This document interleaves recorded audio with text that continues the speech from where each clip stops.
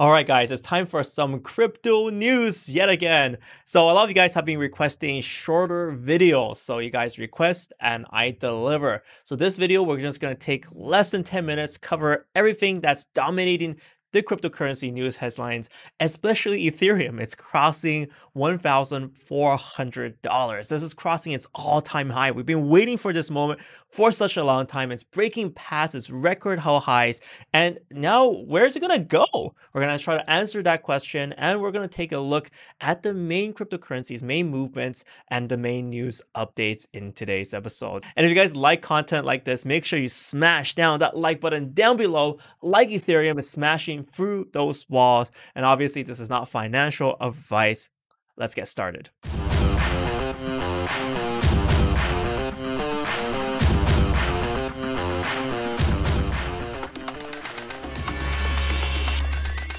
So starting off with a market recap, we see Bitcoin hang there at $39,000, and we see Ethereum moving up 12% in the last 24 hours at 1,400. So over the past few hours, it's been moving quite a bit, but at a certain point, we actually surpassed the all-time highs that we saw in 2017. So this is kind of crazy. So in many ways, I feel like this is the market telling us, you know what, we're ready to turn over a new leaf. We're not gonna, Ethereum's not gonna live in the shadow of 2017.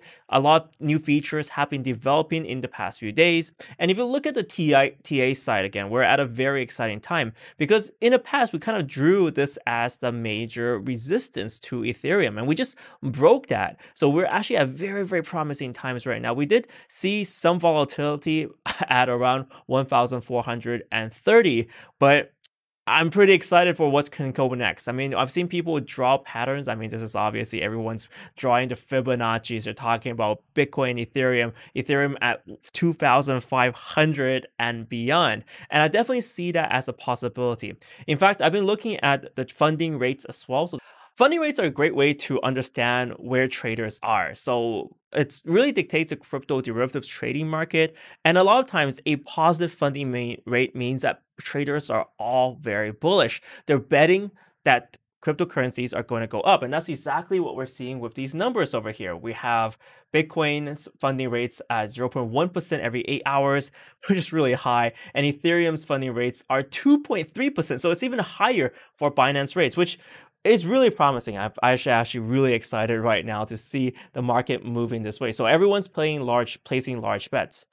Now, looking at Bitcoin is not as interesting. So it's really sat here in a cage. So I kind of drew the resistance at around 41,400 and the support being at 29,000. So it's kind of stuck in this little cage right now. It's really undecided on where it's going to go next. And this is why, in many ways, this is the prime environment for all the altcoins currencies exploding. Because when Bitcoin is kind of in this cage like this, when it's not moving aggressively, a lot of people are looking to kind of expand their gains. And in many senses, this is what we see on the overall market. So if you look at the past 24-hour performance, we got Enjin topping the charts. I was talking to you guys about Enjin just this Monday, and yes, it just exploded. Now up 50% in the past 24 hours, which is really crazy. And we also have like Terra, Loopring, Nexus Mutual. So yeah, a lot of movement, especially in the altcoin space. So not only double digits, but of course, over like 30%, 40% on that side. And also, guys, if you guys want to find out more about funding rates, I have a special episode dedicated to funding rates on my channel in the members only section. So if you want to just check that out, you just click the join button down below. It costs around $2. It's barely anything. But what it gets you is some of the more advanced topics and including funding rates. All right, now it's time to move on to the cryptocurrency news section. First and foremost, this actually comes from Hong Kong, where I am right now. And armed robbers stole 450K worth of Hong Kong dollars from a crypto trader. So this is a gang of 4 robbers who just broke in. They stole money directly from a deal. So yeah, just be very careful with trading cryptocurrency, guys. I know right now with cryptocurrency exploding, there's a lot of people eyeing crypto traders and people who take especially cash. And with all this armed robbery risk for us crypto traders, perhaps it's about time that I organize a giant boat party where we can mysteriously lose our cryptocurrencies in an accident. Well, if you guys are interested in such a party, check out the link down below.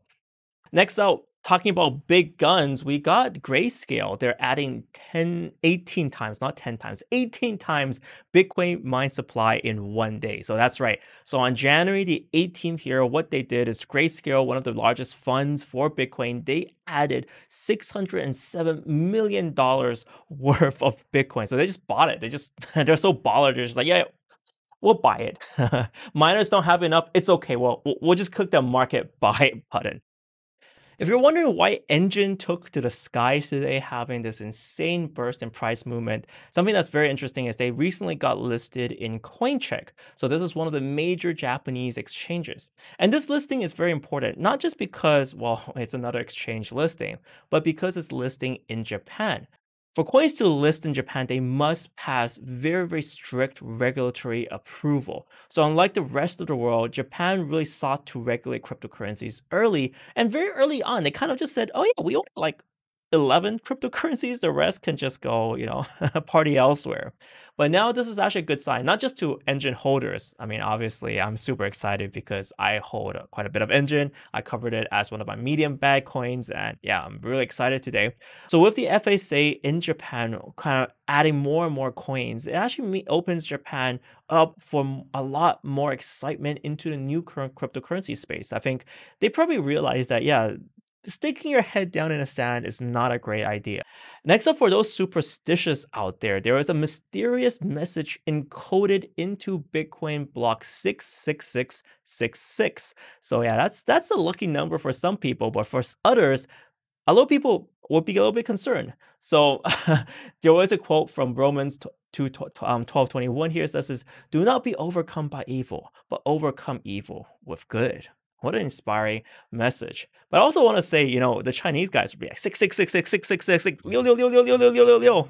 Yeah, Asian culture there for you. Something else that's interesting is this post on r/cryptocurrency caught my eye. It says fees make crypto look delusional. So this guy is obviously ranting about the fees that's happening right now in the cryptocurrency. And you can definitely see that over here. So I have this chart open which has the Bitcoin and Ethereum transaction rates. Pretty much, I keep this open all the time right now. But anyway, so this guy obviously is very, very upset. It's a tough time. Part of me wants to simplifies, but at the same time, something that we kind of realize with the DeFi run is that fees are just temporary, right? We have so many scaling solutions coming up, and that's going to directly solve this. So both Ethereum is going to scale. We've got new blockchains coming in over, like say Polkadot or Algorand or whatnot. I think a lot of these problems will get solved. Right now, I think the biggest challenge here is to find out where we can use crypto. So that's kind of my counter argument for this. Yes, fees are expensive, but I don't think they'll be lasting very long. If you're also worried about fees, layer 2 scaling, or actually more formally, layer 1.5 scaling is coming to Ethereum very soon. And recently I've done a video on ZK Swap. So they use ZK rollup technology to make transactions a lot faster. So check that video up. It's pretty much being published as we make this video. Next up, we got Ramp. So Ramp is partnering up with Injective and Tomo Chain. So this is definitely the season for partnerships. So what they're doing is they're doing cross-chain derivative swapping and cross-chain staking of derivatives. So not only are they linking up with Tomo Chain, they're combining with the guys at Injective. And with that, guys, that's pretty much it for today's news updates. I hope you guys enjoyed this shorter format.